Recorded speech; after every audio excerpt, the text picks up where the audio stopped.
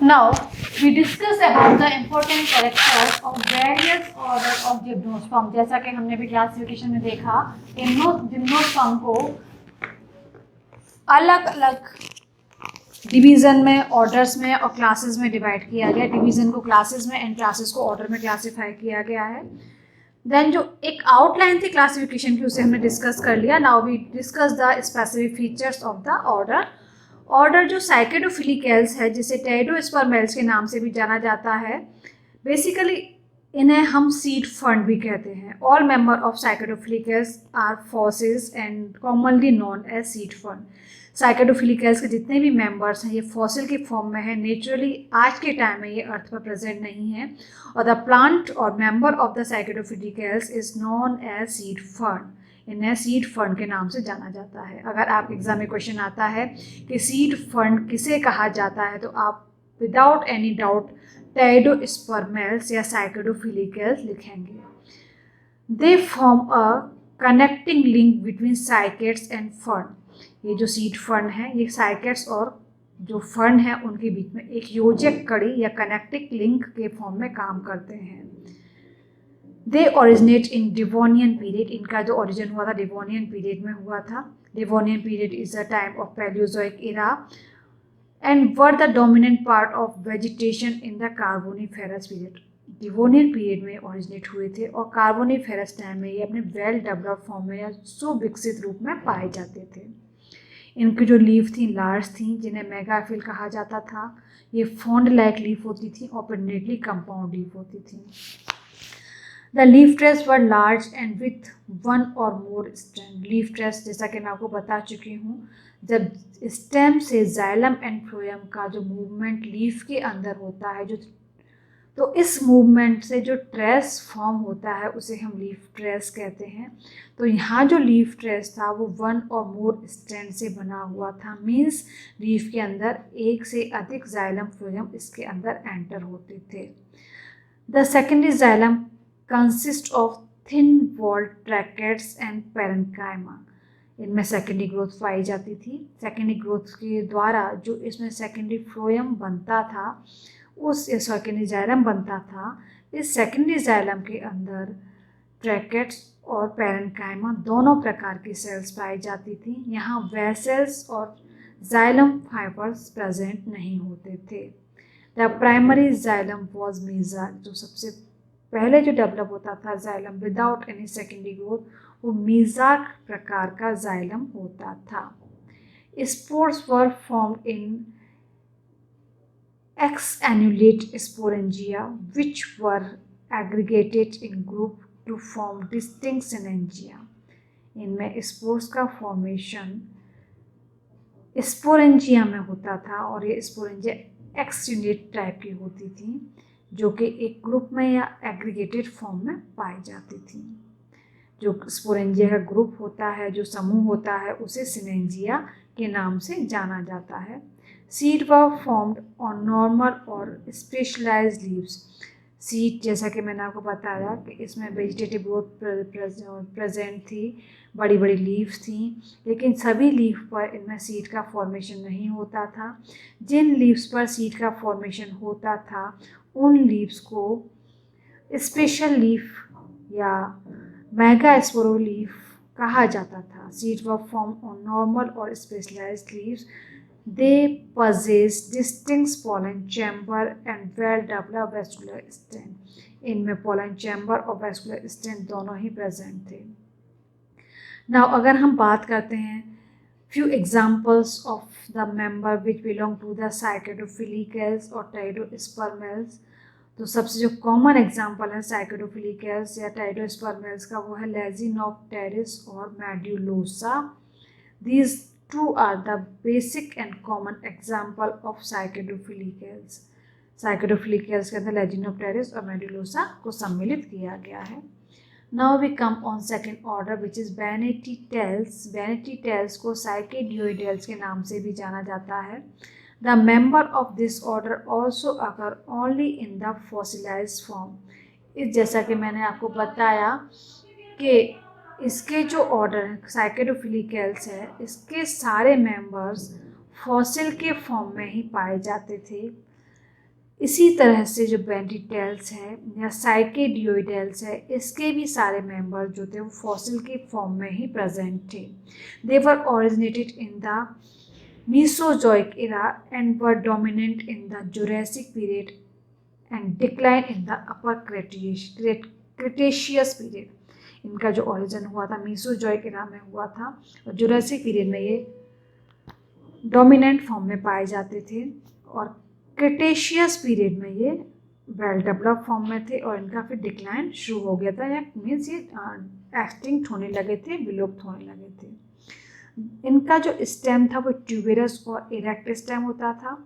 Basically इसमें cylindrical and branch and unbranch दोनों तरह के प्लांट प्रेजेंट थे। It was surrounded by A persistent leaf base.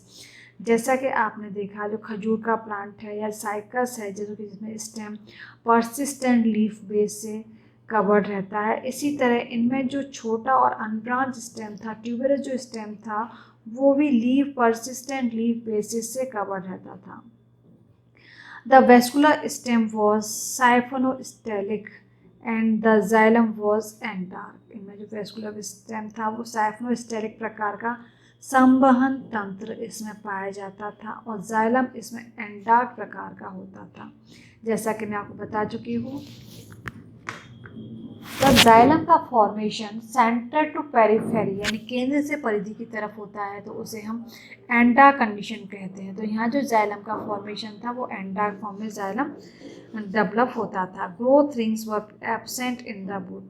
इनकी वुड में किसी भी प्रकार की कोई वुड या ग्रोथ रिंग्स को ऑब्जर्व नहीं किया गया है, देखा नहीं गया है। Direct leaf trace emerge from the vascular cylinder. They were into girder trace. इनमें डायरेक्ट लीफ ट्रेस और गर्डर लीफ ट्रेस प्रेजेंट होते थे, जैसा कि हमने साइकस में स्टडी किया है। The leaves were arranged in word at the tip of the stem. Stem के टिप पर क्राउन की फॉर्म में लीफ थी, एक वर्ड में प्रेजेंट होती जो क्राउन की फॉर्म पर क्राउन को बनाती थी, कंसिस्ट करती थी। The common member of Bennettitales या साइकेडियोइडेल्स इज अ साइकेडियोइडिया और vanity tell.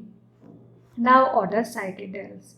Member of the order commonly known as Psychads. जो Psychedels है थर्ड ऑर्डर है। इसके जो प्लांट्स हैं बेसिकली इन्हें Psychads के नाम से जाना जाता है। They originate from the seed fern. इनका जो ओरिजिन माना गया है वो सीड फर्न से माना गया है।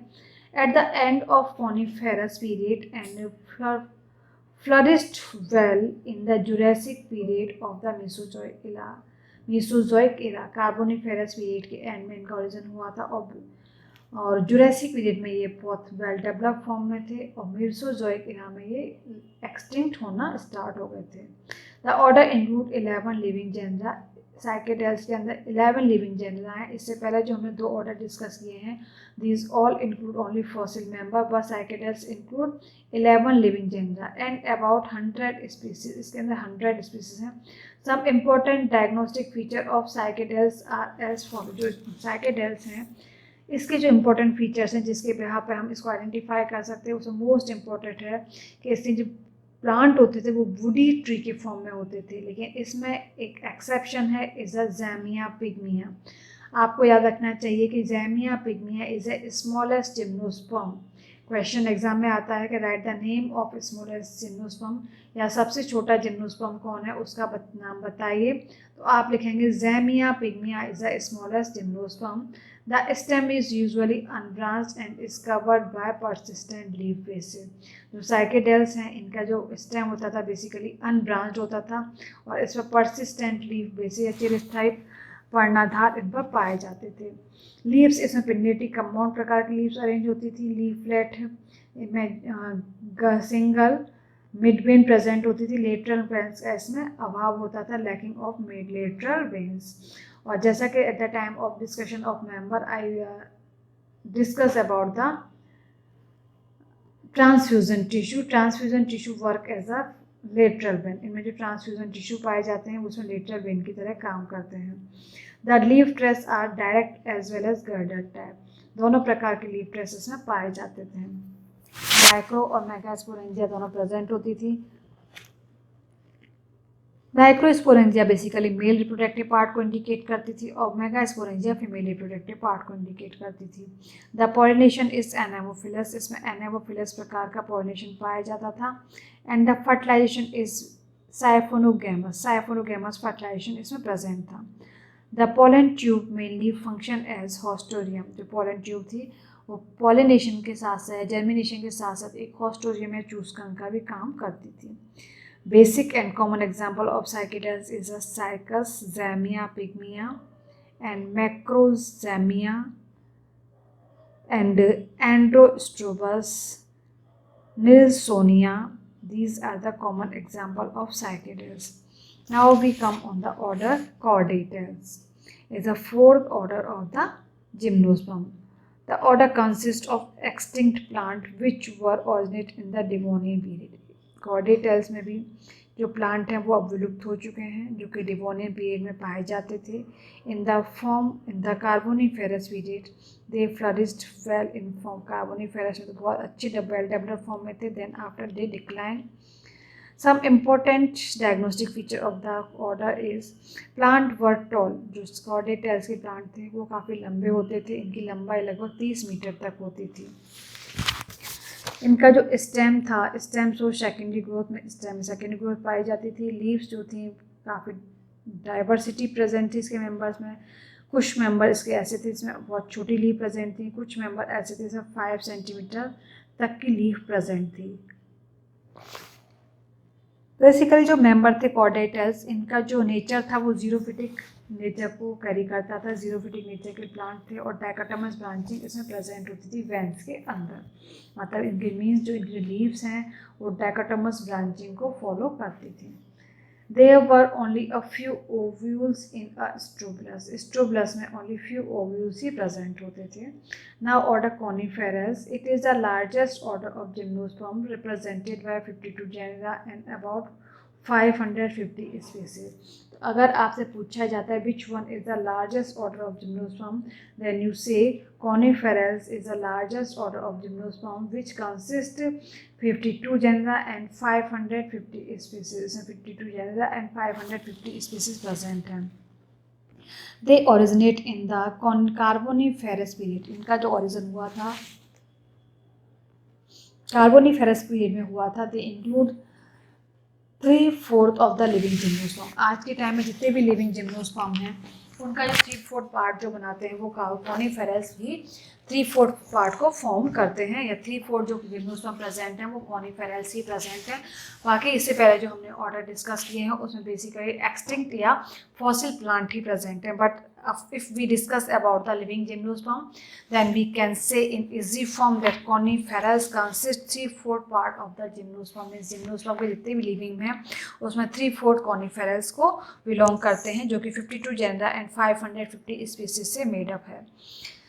They originate in the Carboniferous period. They include 3/4 of the living gymnosperm. The plant were usually long, branched and evergreen tree. जो कॉनिफेरल्स हैं इनके प्लांट यूजुअली लॉन्ग होते थे, ब्रांच्ड होते थे, एवरग्रीन होते थे। इनका जो मेजरमेंट है वो 30 सेंटीमीटर तक लंबा। For example Picea, Picea is a example of the plant of gymnosperm which belong to the order coniferous, which is long up to the 30 centimeter. Pisia 30 centimeter, and the other plant which is Sequoia sempervirens is a 90 meter long, is the longest gymnosperm. As I told you just before just few minutes, the Jamia pygmea is the smallest plant, and the longest is Sequoia parmeniensis is the longest tree or longest plant of the gymnosperm which belong to up to the 90 meter. ये लगभग 90 metre तक पाया जाता है। The branch are usually dimorphic. What is the meaning of dimorphic? जिसे हिंदी में हम कहते हैं द्विरूपी। The meaning of dimorphic means दो रूपों का पाया जाना। जब ट्री पर दो तरह की ब्रांचिंग प्रेजेंट होती हैं, few branches are long and few are dwarf, which also can say limited growth वाली शाखाएं और अनलिमिटेड ग्रोथ वाली शाखाएं, तो इस कंडीशन को हम डायमॉर्फिक ब्रांचिंग कहते हैं। तो जो कॉनिफेरस थे इनमें डायमॉर्फिक ब्रांचिंग पाई जाती थी। द वुड इज पिक्नोजाइलिक, इनमें जो वुड थी वो पिक्नोजाइलिक वुड प्रेजेंट होती, रेजिन कैनाल्स पाई जाती थी जो कि स्टेम में, रूट में और लीव्स में प्रेजेंट होती थी। The male cone are small ephemeral and are formed in group, जो मेल कॉर्न का डेवलपमेंट होता था ग्रुप में होता था, ये स्मॉल होते थे, इफेमेरल होते थे। What is the meaning of ephemeral? Ephemeral means अल्पजीवी, जो कि कुछ समय बाद नष्ट हो जाए, उन्हें हम कहते हैं इफेमेरल।